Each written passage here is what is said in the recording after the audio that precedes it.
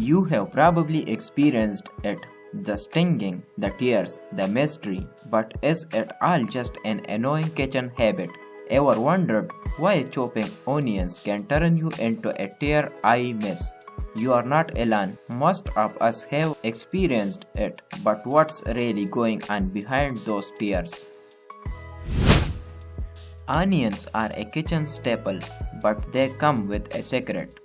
When you cut into them, they release a gas that triggers a reaction in your eyes. But what's causing all these tears? When you slice an onion, you break open its cells, releasing enzymes and sulfur compounds.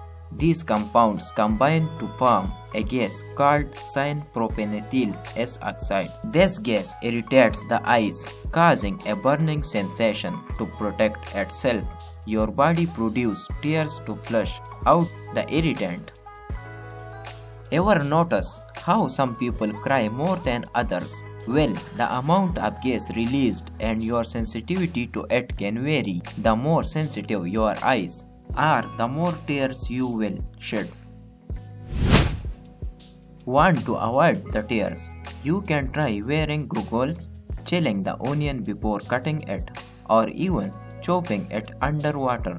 These methods help reduce the gas reaching your eyes.